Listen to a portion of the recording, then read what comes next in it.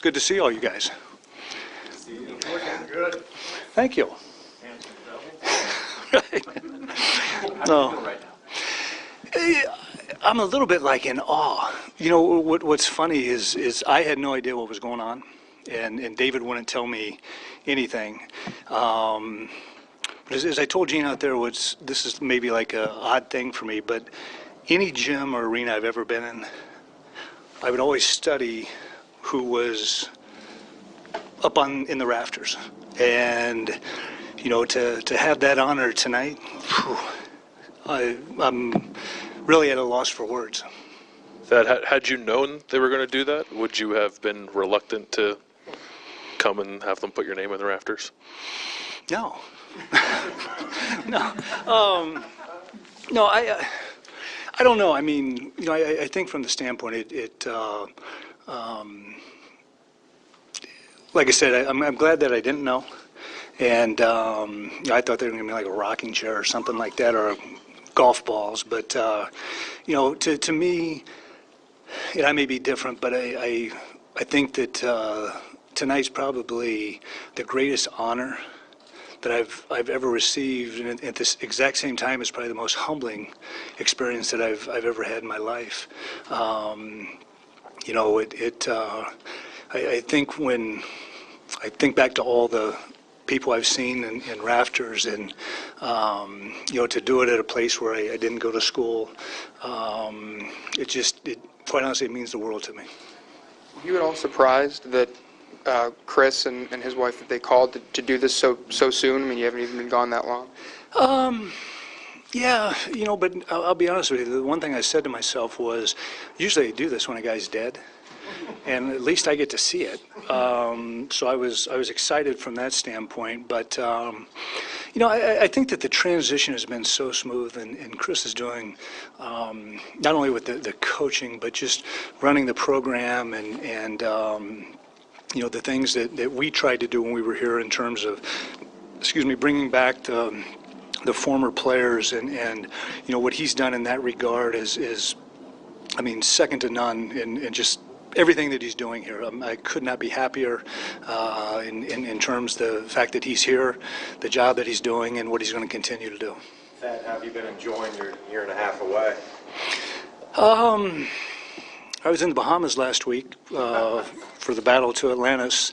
But, you know, honestly, doing a lot of catch-up in terms of you know, I think for me, the proudest moment of the night was for my kids and my wife, because, you know, all of our jobs takes us away, but I think of all the things that I've missed, and you know, one of my daughters received an award at her school the other night, and I was laughing, saying if I was still working, I wouldn't have been there to see it.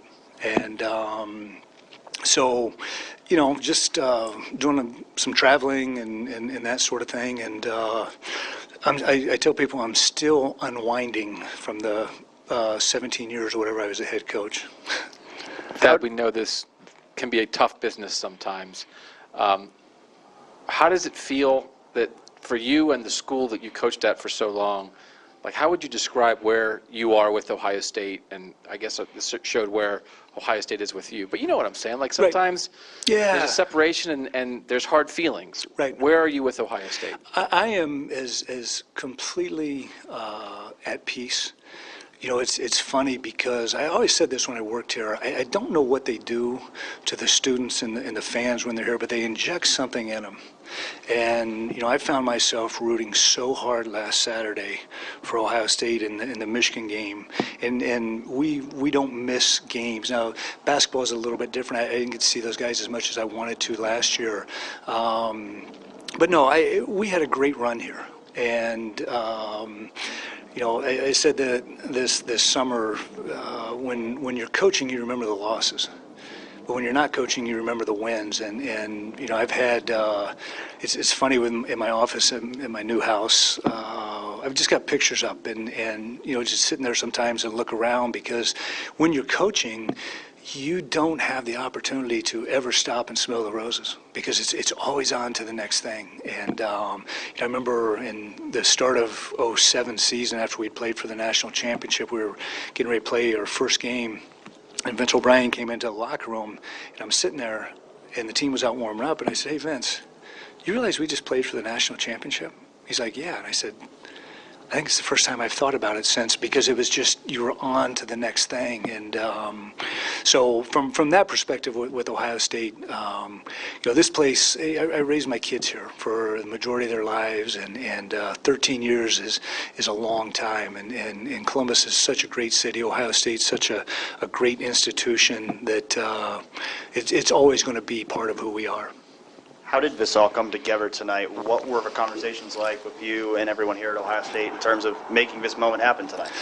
Well, Chris had reached out and he says, "Hey, we want to come back and honor you."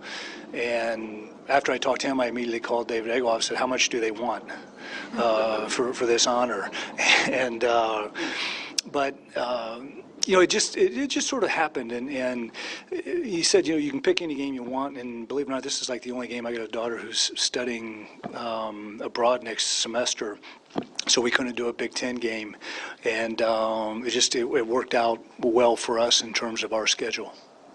Thad, it was probably pretty easy for them to pick the game highlights to show in that video, Sill's shot and Evans' launch in Indy and stuff like that. I'm just wondering what memories you may have of special moments that just come right to mind with you, maybe that were not even moments on the court.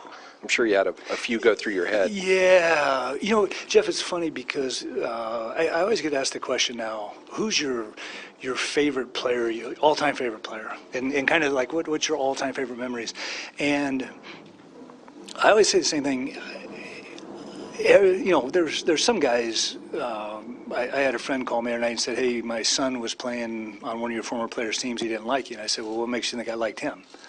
And but I think that the second year here when we won the Big Ten championship and Ron hit the shot up at Northwestern to clinch a tie.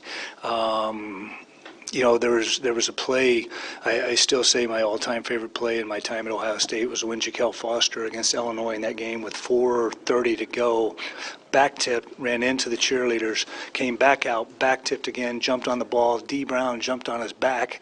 It was his fourth foul. They had to take him out of the game. One of my all-time favorite memories was when I put Greg Oden in the first time against Valparaiso, and his warm-up got stuck on his cast, and he couldn't get it off, and I ran down there and was tugging it off of him.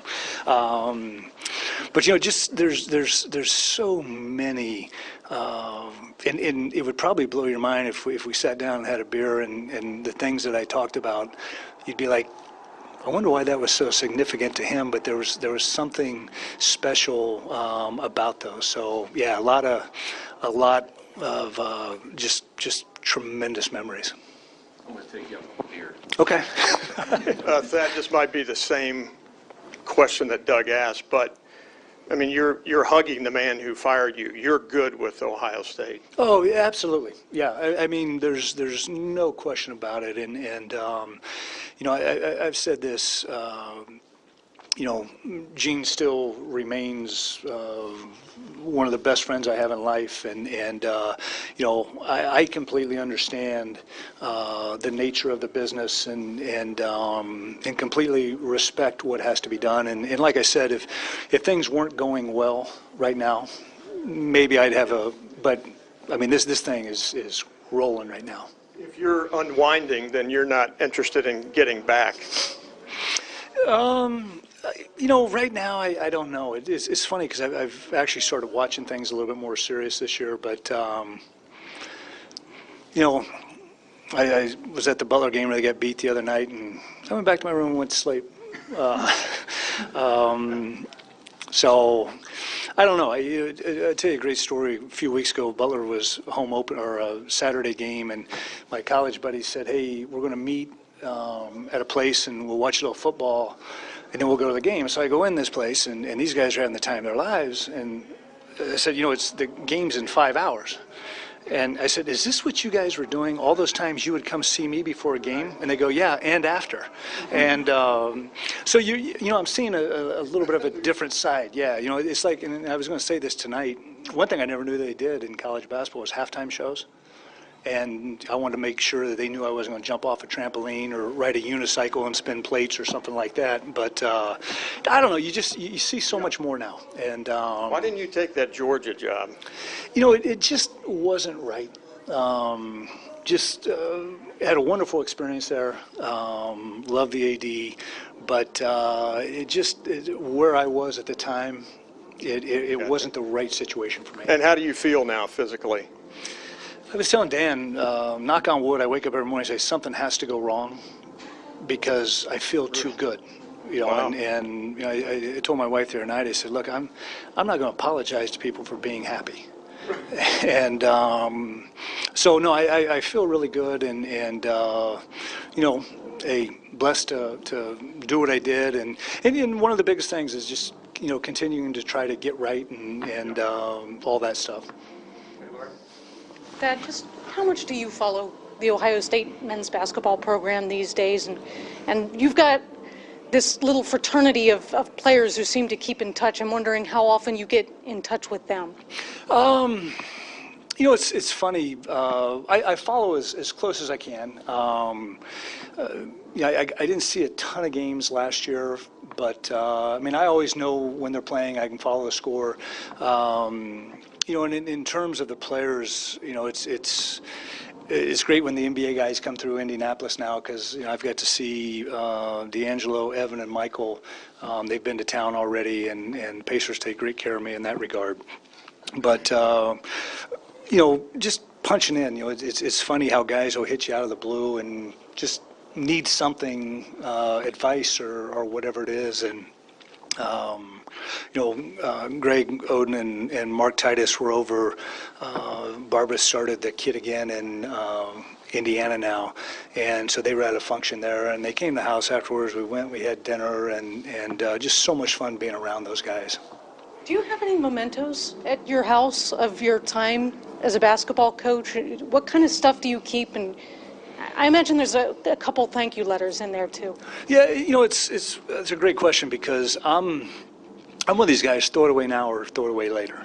And my wife, you'll probably see her on Dr. Phil sometime because she holds on to everything. And but you know, I've got special pictures up, and I actually came out this morning and I had all my rings on, and I said, "You guys dare me."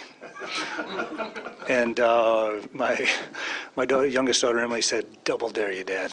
I said, "I'm not going to do that." But I don't know. It's funny because there's so many things that have happened. And I said this summer. I think when I was talking. When we were moving, I was going through stuff in my office in here in Columbus, and I called my wife and I said, you know, we accomplished a lot in the time we were here. And back to saying to Doug, like I really didn't know that. And but no, it's funny just the things that you get and getting to see the people tonight that. You know, I was probably always closer to the people behind the scenes than I was the ones ahead, and you know, getting to see those guys is awesome. Thank you, guys. Thanks, Matt.